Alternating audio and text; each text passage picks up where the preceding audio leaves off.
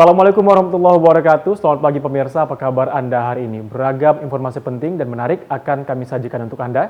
Bersama saya Nofri Afandi, inilah Kabar Sumatera.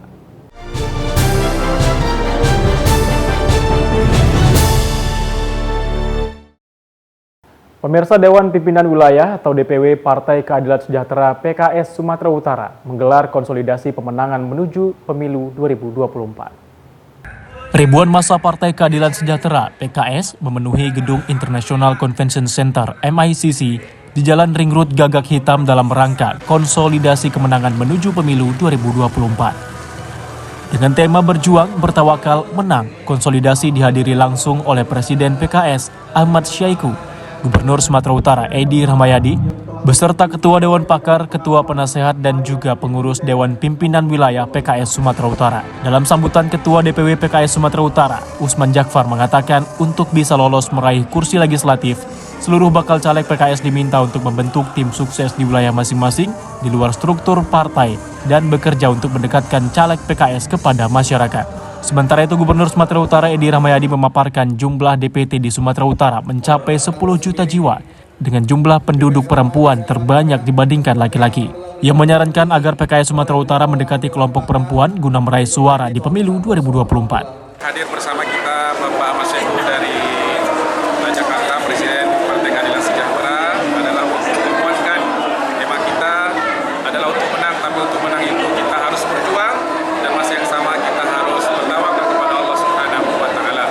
Harapan kita pada hari ini dengan bergabungnya seluruh BCAD yang ada dan juga kader-kader yang datang dari berbagai daerah, kita bisa menyamakan persepsi, menyamakan semangat. Dalam kesempatan ini alhamdulillah seluruh caleg-caleg dihadirkan, di mana mereka inilah adalah ujung tombak untuk kemenangan pada pemilu 2024. Kita ingin semuanya bergerak serempak, kompak, sinergis sehingga berujung pada kemenangan. Yang kedua, dalam konsolidasi ini juga kita ingin mensinergikan dengan pemenangan pada Pilpres 2024. Kita berpesan kepada seluruh kader supaya tidak ada waktu lagi untuk berleha-leha, tenang-tenang, tapi yang ada adalah hari-hari yang diisi dengan perjuangan dan kerja keras. Pada kesempatan itu, PKS juga memperkenalkan kepada kadernya para bakal calon anggota Dewan atau BCAD DPR RI, Provinsi, Kabupaten Kota, dan anggota pelopor PKS Sumatera Utara dengan total 1.700 orang. Dari Medan, Sumatera Utara, tim TV One mengabarkan. Pemerintah Kabupaten Simalungun menampilkan berbagai macam seni kebudayaan Simalungun pada pagelaran seni kebudayaan Pekan Raya Sumatera Utara ke-49. Dengan tema Pesona Simalungun, bermacam tarian daerah dan penampilan spektakuler Firza di panggung utama menutup acara pagelaran. Bupati Simalungun bersama Sekda dan unsur Forkopimda hadir di Pekan Raya Sumatera Utara disambut tarian Simalungun Tortor Pangalu Alwan. Di awal pagelaran di panggung utama PRSU ke-49 menampilkan video dokumenter keindahan alam, kebudayaan, hasil tani, dan destinasi wisata yang ada di Kabupaten Simalungun. Tarian Tortor Pinar Sulepat, musik dan tarian kontemporer Sipanambari, serta penampilan lagu dari Larasi Voice menambah kemeriahan pagelaran seni Simalungun. Bupati Simalungun Radiapo Hasiolan Sinaga mengatakan Malam Pesona Simalungun merupakan pertunjukan budaya untuk memperkenalkan budaya dan potensi wisata di Simalungun. Ia mengungkapkan pertunjukan budaya ini nantinya akan menjadi kalender tetap di Kabupaten Simalungun. Tak hanya itu, penyanyi Firza sukses menutup pertunjukan budaya dengan tema Malam Pesona Simalungun pada Pekan Raya Sumatera Utara ke-49. Saat ini pemerintah Kabupaten Simalungun menyelenggarakan budaya pesona yang ke-49. Dan pada malam hari ini pemerintah Kabupaten Simalungun mendapat momen yang sangat luar biasa, di mana panggungnya panggung yang paling besar, ditempati oleh dari Simalungun. Tentu juga PRSU ini dampaknya sangat luar biasa buat pemerintah Kabupaten Simalungun untuk memperkenalkan budayanya maupun pariwisatanya. Ini merupakan suatu terobosan langkah yang dibuat oleh Dinas Pariwisata Kabupaten Simalungun untuk memperkenalkan ya, khususnya untuk budayanya dan pariwisatanya. Seperti yang kita lihat bersama-sama, stand dari Kabupaten Simalungun ini ya sangat ramai dikunjungi oleh masyarakat Kota Medan ini khususnya. Tentu juga melalui PRSU ini Simalungun bisa lebih dikenal, dan harapan juga supaya bisa melihat secara langsung, hadir dan datang ke Simalungun untuk melihat secara langsung bagaimana keindahan Tanah Hapunan Nobora Kabupaten Simalungun. Demikian, terima kasih. Selain menampilkan tarian dan kebudayaan, pada Pavilion Simalungun juga menampilkan bermacam produk hasil tani dan UMKM di kabupaten tersebut. Melalui Pekan Raya Sumatera Utara, Kabupaten Simalungun bisa mengenalkan potensi kebudayaan seni dan kultur untuk dikenal luas di masyarakat. Bukan hanya di Sumut, tapi mancanegara, sehingga menjadi daya tarik wisatawan untuk mengunjungi Kabupaten Simalungun. Dari Medan, Sumatera Utara, tim TV One mengabarkan. Dalam rangka memeriahkan Hari Bakti Adiaksa ke-63 serta HUT Ikatan Adiaksa Dharma Karini ke-23, Kejari Palembang menggelar bazar dan pasar murah untuk masyarakat. Bertempat di halaman kantor Kejari Palembang, Jalan Gubernur Haji Bastari, Jakabaring, belasan stan makanan dan minuman termasuk barang-barang UMKM dijual dengan harga cukup terjangkau. Selain itu, sembako berupa barang-barang kebutuhan rumah tangga juga dihadirkan dalam memenuhi kebutuhan masyarakat. Warga pun nampak sangat antusias mengikuti bazar dan pasar murah yang diselenggarakan Kejari Palembang pada Jumat pagi 14 Juli 2023. Kegiatan bazar dan pasar murah ini diadakan dalam rangkaian kegiatan sosial menyambut Hari Bakti Adiaksa ke-63 serta HUT Ikatan Adiaksa Dharma Karini ke-23 tahun 2023. Guna menyukseskan kegiatan sosial ini, Kejari Palembang bekerjasama dengan Perum Bulog Sumsel Babel serta pihak PD Pasar Kota Palembang. Jadi kita harapkan dengan kegiatan ini dapat bermanfaat positif untuk masyarakat, bahwa harga-harga yang dijual nantinya cukup lebih murah daripada di pasaran. Memang salah satu kegiatan pengabdian ke masyarakat ini, selain yang kemarin kamu sudah tahu juga ya, donor darah, terus sudah pasal dan lain sebagainya. Ini masih dalam rangkaian KBA KBA ya, dan HUT IAD. Dalam rangka untuk HUT Adiaksa ini, masyarakat bisa mengenal beberapa produk-produk dari HUT dan beberapa UMKM yang digelar pada saat ini. Kasih Intel Kejari Palembang, Fandi Hasibuan selaku Ketua Panitia Pelaksana Bazar dan Pasar Murah menjelaskan, jika sembako dan barang yang dijual sudah sangat murah dibandingkan harga di pasar. Melalui bazar ini diharapkan masyarakat yang tinggal di seputaran kantor Kejari dapat memanfaatkan bazar dan pasar murah yang khusus diselenggarakan pada hari tersebut. Dari Palembang, Sumatera Selatan, Febrian Syah, TV One mengabarkan. Dalam rangka pencegahan pemberantasan penyalahgunaan dan peredaran gelap narkotika atau P4GN serta prekursor narkotika, Kepala Kantor Wilayah Kementerian Hukum dan HAM Sumatera Utara mengukuhkan tim Satgas Relawan Anti Narkoba. Pengukuhan relawan anti narkoba ini ditempatkan di Rumah Tahanan Kelas 1 Tanjung Gusta, Medan. Dalam arahan Kepala Kanwil Kemenkumham Sumut, Imam Suyudi mengajak seluruh jajarannya untuk menjauhi keterlibatan narkoba serta mengedukasi warga binaan di lingkungan kerja tentang bahaya narkoba. Ia pun berharap dengan adanya pengukuhan tersebut diharapkan bukan hanya seremonial dan publikasi semata. Namun ia meminta adanya implikasi nyata untuk bersama-sama menjauhi narkoba, tidak berinteraksi dan mentoleransi segala bentuk pelanggaran terkait narkoba. Imam pun berharap bersama 4.019 pegawai yang ada dan 31.700 orang warga binaan harus dapat selamat dengan diedukasi tentang bahaya narkoba.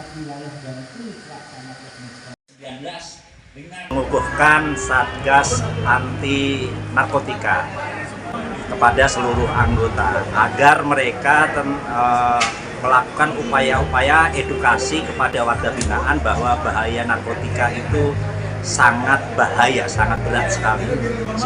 Mereka saat ini di rutan juga melakukan kegiatan mandiri dalam rangka rehabilitasi. Ada 300 orang yang dilakukan upaya rehabilitasi secara syukur nanti keluarga dan lingkungan sosialnya dalam berinteraksi nantinya mereka di luar, mereka benar-benar tidak melakukan pelanggaran narkotika lagi. Yang kita libatkan, Satgas ini adalah seluruh anggota dan kita minta asistensi dari BNN Provinsi. Dari Medan, Sumatera Utara, Yoga Syaputra, TV One, mengabarkan. Menindaklanjuti arahan Menteri Hukum dan HAM memberikan bentuk nyata penanggulangan narkoba, Rumah Tahanan Kelas 1 Tanjung Gusta Medan membangun Pavilion Fatmawati yang setara standarisasi penjara di luar negeri atau internasional. Kepala Kantor Kementerian Hukum dan HAM Imam Suyudi dan Kepala Divisi Pemasyarakatan Rudi Sianturi menyaksikan penempatan 300 orang narapidana atau warga binaan yang tengah menjalani pemulihan dalam bentuk rehabilitasi. Kunjungan kedua pejabat Kemenkumham Sumut tersebut ikut didampingi oleh Kepala Rutan Kelas 1 Tanjung Gusta Medan, Nimrod Sihotang. Dalam kesempatan itu, Imam dan Rudi serta Nimrod bertemu langsung serta saling bertukar cerita dengan warga binaan yang tengah menjalani proses pemulihan atau rehabilitasi mandiri di dalam gedung Fatmawati di dalam Rutan Tanjung Gusta. Selain mereka, turut hadir personel TNI dan Polri serta Badan Nasional Narkotika Provinsi Sumatera Utara. Kakanwil Kemenkumham Sumut, Imam Suyudi menyebutkan bahwa sebanyak 300 warga binaan di dalam tengah menjalani rehabilitasi mandiri, di mana hal itu dilakukan dalam bentuk dasar menyembuhkan ketergantungan pengguna narkoba sekaligus mengedukasi bahaya narkoba. Ia menyebutkan dalam proses rehabilitasi mandiri ini akan melibatkan pihak BNN Provinsi dan pengadaan Pavilion Fatmawati sebagai rehabilitasi mandiri merupakan wujud nyata Kepala Rutan Kelas 1 Tanjung Gusta Medan, Kanwil Kemenkumham Sumut untuk memberantas dan menindak serta menekan narkoba yang dimulai dari pemulihan fisik pengguna. Untuk itu secara resmi, Pavilion Fatmawati yang sudah ada dan diisi warga binaan menjalani pemulihan akan diresmikan oleh Menteri Hukum dan HAM RI. Jadi kalau untuk pavilion tadi ada tempat rehabilitasi bagi warga binaan. Mereka saat ini di rutan juga melakukan kegiatan mandiri dalam rangka rehabilitasi. Ada 300 orang yang dilakukan upaya rehabilitasi secara mandiri. Saya berharap mereka 300 orang ini memang benar-benar sadar, benar-benar berubah, walaupun dalam lingkungan yang Dari Medan, Sumatera Utara, Yoga Syaputra, TV One mengabarkan. Tetap saksikan informasi berikutnya di Kabar Sumatera.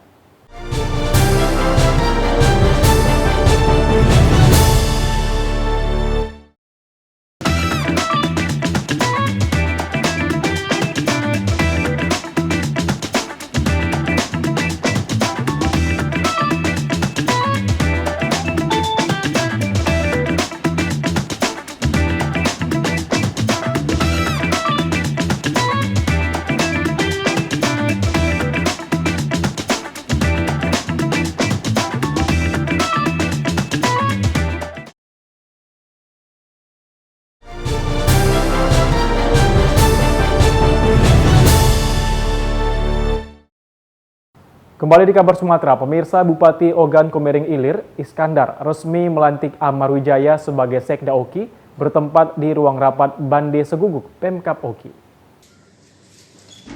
Senin 3 Juli 2023 bertempat di ruang rapat Bande Seguguk, Pemkab Oki, Bupati Haji Iskandar SE resmi melantik Sekda Oki yang dihadiri unsur Puspida Kabupaten Oki. Jabatan Sekda Oki yang sebelumnya dijabat oleh H. Hussein SPD dikarenakan sudah purna tugas. Jabatan Sekda melalui proses lelang jabatan yang dilakukan pemerintah Kabupaten Oki. Insinyur Amar Wijaya MSI terpilih untuk mengemban tugas sebagai Sekda Oki menggantikan Sekda yang lama. Artinya banyak yang perlu ditingkatkan lagi dari yang sebelum-sebelumnya, misalnya dalam angka kemiskinan, kemudian juga terkait dengan stunting, kemudian juga stunting kita sudah ada peningkatan kan, tapi artinya harus kita tingkatkan lagi stunting, kemudian dan hal-hal lain yang memang harus menjadi perhatian di masa saya menjabat Sekda. Dan itu saya pikir tidak bisa saya kerjakan sendiri tanpa kolaborasi dan sinergisitas antar OPD yang ada. Oleh karena itu, yang pasti adalah dalam perencanaan ke depan, dalam merencanakan program kegiatan, kita akan meningkatkan keterpaduan, kesinergisan antara program yang disusun oleh OPD-OPD terkait. Menurut Sekda Oki yang baru terpilih, Insinyur Asmar Wijaya MSI mengatakan, jabatan yang diemban merupakan amanah kepercayaan. Ia berjanji bekerja maksimal dalam menjalankan tugas tersebut. Dari Oki, Sumatera Selatan, Erda Suhaimi, TV One, mengabarkan. Dinas Pemuda dan Olahraga Provinsi Sumatera Utara membuka stand Pekan Olahraga Nasional atau PON ke-21 tahun 2024 Aceh Sumut pada pagelaran Pekan Raya Sumatera Utara ke-49. Di stand ini, Anda juga dapat mengenang era kejayaan Sumatera Utara menjadi tuan rumah di PON 1953. Pada event Pekan Raya Sumatera Utara ke-49, Dinas Pemuda dan Olahraga Provinsi Sumatera Utara membuka stand PON ke-21 Aceh Sumut untuk menyosialisasikan ke masyarakat tentang kesiapan Sumatera Utara dan Aceh menjadi tuan rumah di kancah olahraga nasional. Disporasu menampilkan bermacam cabang olahraga seperti sepak bola, tenis meja, panjat tebing, basket, dan cabur lainnya. Tak hanya itu, di stand ini juga terdapat sejarah lahirnya PON dan sejarah dari masa ke masa provinsi yang pernah menjadi tuan rumah pada event olahraga nasional yang diadakan 4 tahun sekali tersebut. Pada stand PON ke-21 ini juga menampilkan maket venue sport center yang kini mulai dibangun di Desa Sena, Kecamatan Batangkuis, Kabupaten Deli Serdang. Maskot PON ke-21 Sumut bernama Hatra yakni Harimau Sumatera juga ditampilkan. Maskot ini menyosialisasikan perhelatan olahraga nasional yang diikuti oleh seluruh provinsi di Indonesia dengan berkunjung ke stand dan 33 paviliun kabupaten kota pada Pekan Raya Sumatera Utara ke-49. Stand ini adalah kita ingin mempublikasikan ya bahwa Sumatera Utara dan Aceh itu akan menjadi tuan rumah PON 21 2024. Tentu kita ingin menyampaikan kepada masyarakat Sumatera Utara bahwa kesiapan kita dalam rangka menyongsong PON ini kita ceritakan di sini. Itu yang pertama. Yang kedua juga kita menceritakan bahwa di sini ada sejarah PON itu ya dari 53 ya. Sebelum 53, artinya bahwa setelah di 8 tahun Indonesia merdeka, bahwa Sumatera Utara ini sudah pernah menjadi tuan rumah PON. Ada 63 cabang olahraga atau cabur yang akan dipertandingkan dan sebanyak 33 cabur di Aceh dan 34 lainnya di Sumatera Utara. Menariknya, seluruh cabur yang ada di stand ini boleh dinikmati oleh seluruh pengunjung PRSU. Menariknya, setiap games yang ada di sini tidak dipungut biaya sama sekali alias gratis dan para pengunjung juga diberi hadiah berupa merchandise PON Sumut Aceh. Dari Medan, Sumatera Utara, tim TV One mengabarkan. Sebagai langkah penyelesaian permasalahan hutang di perusahaan milik daerah atau BUMD, Komisi 2 DPRD Kota Palembang memanggil manajemen PT SP2J dan PLPJ. Komisi 2 DPRD Kota Palembang memanggil manajemen PT Sarana Pembangunan Palembang Jaya atau SP2J dan Pembangkit Listrik Palembang Jaya atau PLPJ terkait permasalahan yang kini dialami perusahaan BUMD tersebut. Pemanggilan manajemen PT SP2J dan PLPJ untuk mencari solusi dalam penyelesaian hutang dalam rapat pembahasan di Komisi 2 DPRD Kota Palembang Senin 17 Juli 2023. PT SP2J dan PLPJ punya hutang sebesar 44 miliar dengan Pertamina EP. Besarnya hutang yang dimiliki BUMD didapat dari akumulasi hutang beberapa tahun terakhir, tepatnya di tahun 2021 sampai 2022 yang mengakibatkan berhentinya pasokan gas ke PLPJ. Dari rapat ini, Komisi 2 menemukan besaran biaya yang dikeluarkan PLPJ yang dinilai tidak rasional hingga perusahaan ini selalu merugi. Melalui rapat ini, Komisi 2 DPRD dapat berupaya mencarikan sumber dana yang masih bisa didapat untuk PT SP2J dalam penyelesaian hutang kepada Pertamina 44 miliar. Sementara itu, Direktur SP2J menjelaskan, terkait hutang yang dimiliki oleh Pembangkit Listrik Palembang Jaya atau PLPJ, anak usaha PT SP2J, bisa didapat dari sumber dana yang ada. Jika terkumpul, semua nilainya bisa mencapai 171 miliar.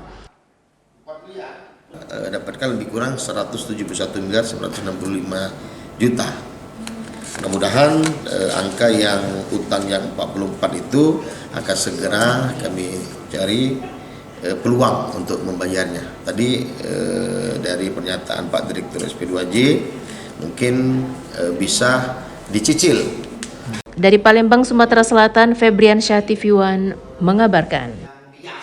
Gubernur Sumatera Utara Edi Rahmayadi dan Bupati Asahan Surya membuka Pekan Seni dan Budaya yang kelima di Kota Kisaran Asahan, Sumatera Utara. Pembukaan Pekan Seni dan Budaya ini ditandai dengan pemukulan gondang sambilan. Untuk melestarikan budaya daerah yang ada di Kabupaten Asahan, Sumatera Utara, pemerintah Asahan melaksanakan pagelaran seni dan budaya kelima, di mana kegiatan ini diikuti oleh 14 suku dan etnis.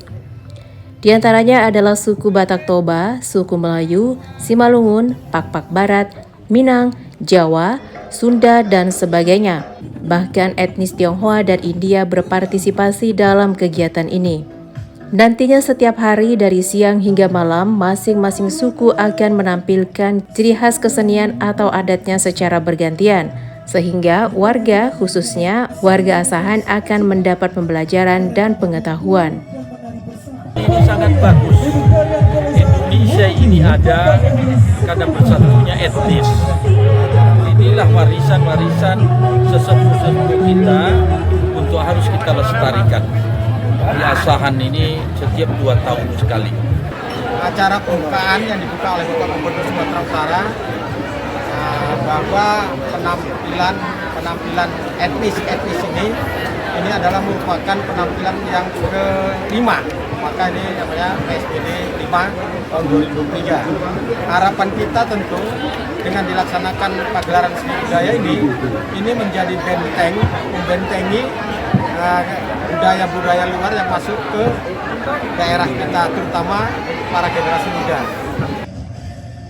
Dalam pembukaan PSBD ini juga menampilkan tarian kolosan dari masing-masing suku dan pasukan polisi cilik yang dibawakan oleh pelajar-pelajar terpilih dari Kabupaten Asahan.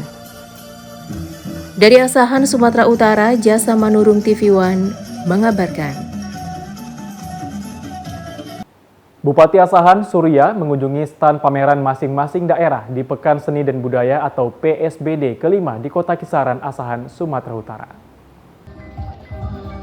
Bupati Asahan beserta unsur Forkopimda mengunjungi sedikitnya 14 stan pameran yang berbentuk miniatur rumah adat di lokasi pagelaran seni dan budaya yang dilaksanakan di Kota Kisaran, Asahan, Sumatera Utara.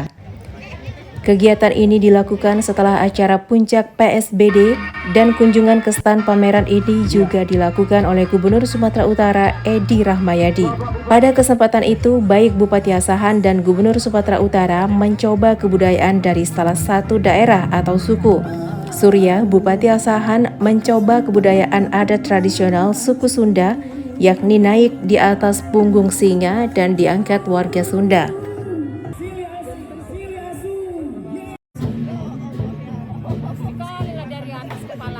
Sementara Gubernur Sumatera Utara duduk di kursi kerajaan suku Melayu di stan pameran adat Melayu.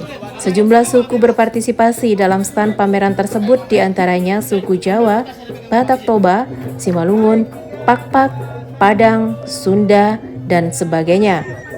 Bahkan dari etnis Tionghoa dan etnis India pun berpartisipasi dalam acara tersebut. Dan ini akan dilaksanakan setiap malam. Secara bergiliran masing-masing etnis menampilkan seni dan budayanya. Dan tentu kita menghimbau kepada seluruh lapisan masyarakat untuk berduyun-duyun menyaksikan pagelaran-pagelaran yang dilaksanakan oleh masing-masing etnis. Masyarakat tidak usah melihat etnis mana yang tampil, tapi seluruh etnis bisa dilihat sehingga kita tahu kekayaan budaya kita, khususnya di Kabupaten Asahan ini. Dari Asahan, Sumatera Utara, Jasa Manurung TV One mengabarkan. Jangan kemana-mana pemirsa, tetap di Kabar Sumatera.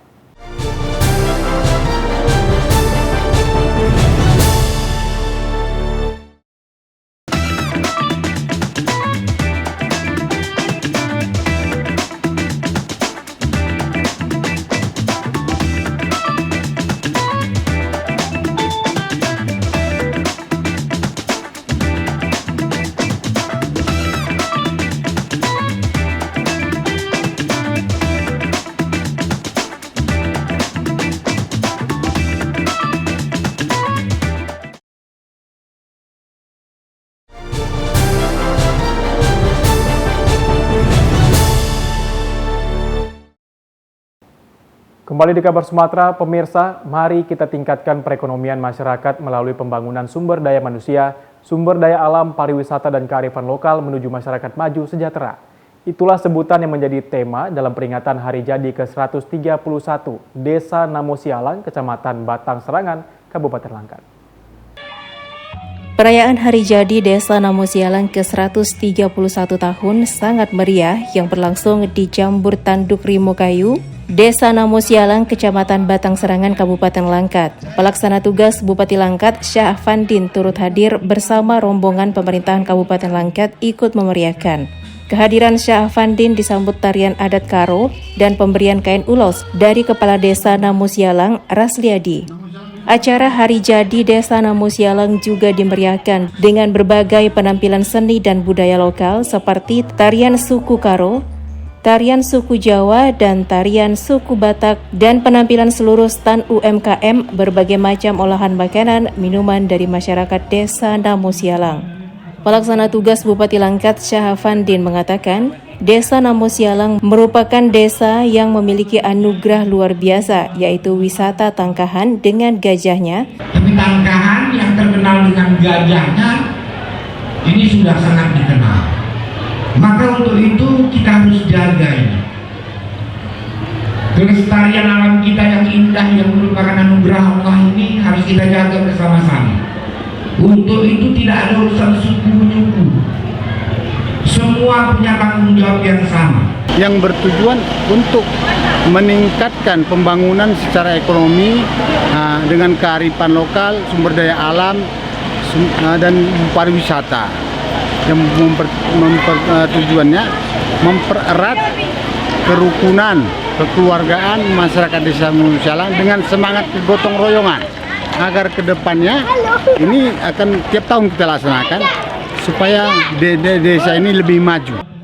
Diketahui dari 240 desa di Kabupaten Langkat, Desa Namo Sialang merupakan salah satu desa yang mampu mengangkat harkat dan derajat Kabupaten Langkat, bahkan Sumatera Utara, khususnya wisata Tangkahan dengan gajahnya, dan Desa Namo Sialang terkenal dengan desa bersih tanpa narkoba. Dari Kabupaten Langkat, Fahmi, TV One mengabarkan. Keluarga besar Kejaksaan Negeri Kabupaten Simalungun, Sumatera Utara merayakan Hari Bakti Adiaksa yang ke-63 dengan berbagai kegiatan di pelataran kantor Kejaksaan Negeri Simalungun. Salah satu kegiatan untuk memeriahkan Hari Bakti Adiaksa yang ke-63 adalah pekan olahraga dengan mempertandingkan olahraga kelompok dan perorangan seperti eks dan batu, tenis meja, badminton, catur, hingga lomba menyanyi dan senam yang diikuti oleh seluruh pejabat utama, staf, dan tenaga honorer di lingkungan Kejaksaan Negeri Simalungun. Selain itu, Kejaksaan Negeri Simalungun juga menggelar program bakti sosial dan Anjang Sana dengan memberikan bantuan sembako kepada Purna Adiaksa dan puluhan tenaga honorer di Kejari Simalungun. Selanjutnya, pemberian bantuan beasiswa dan tali asih bagi anak-anak berprestasi keluarga besar Kejaksaan sekaligus perayaan ulang tahun Ikatan Adiaksa Dharma Karini ke-23. Puncaknya pada perayaan HUT yang jatuh pada Sabtu 22 Juli 2023 kali ini diawali dengan pelaksanaan upacara bendera dan mendengarkan amanat dari Jaksa Agung. Prosesi perayaan HUT Adiaksa kemudian dilanjutkan dengan pemotongan tumpeng oleh Kajari Simalungun, didampingi istri dan sejumlah pejabat utama Kejaksaan Simalungun. Dalam laporannya, Ketua Panitia Muhammad Kenan Lubis mengatakan dalam pelaksanaan HUT Adiaksa kali ini menggelar berbagai kegiatan bakti sosial dan pekan olahraga. Sementara itu, Kepala Kejaksaan Negeri Kabupaten Simalungun, Irfan Hergianto SHMH mengungkapkan bahwa dalam memperingati HUT Adiaksa ke-63 tahun ini, prinsipnya diharapkan dapat meningkatkan kepedulian, semangat yang tinggi, sportivitas dalam pelayanan publik sebagai jaksa yang profesional dan berdedikasi. Harapannya agar seluruh jajaran Kejari Negeri Simalungun dapat bekerja secara profesional dalam menegakkan hukum dan penanganan perkara, namun tetap menggunakan hati nurani dalam bekerja pelayanan publik demi menjaga kepercayaan masyarakat kepada lembaga kejaksaan.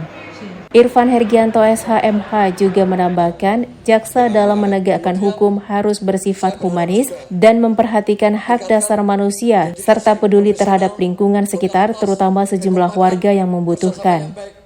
Kegiatan dalam Hari Bakti Adiaksa ke-63 dan ulang tahun Ikatan Jaksa Dharma kali ini Kejaksaan Negeri Simalungun banyak kegiatan kita lakukan, yaitu diantaranya adalah Anjang Sana, Bakti Sosial ke Purwaja, kemudian Pekan Olahraga yang diikuti oleh Interim Kejaksaan Negeri Simalungun bersama keluarga, termasuk ibu-ibu IAD mengadakan lomba senam tobelo, mars IAD dan sebagainya.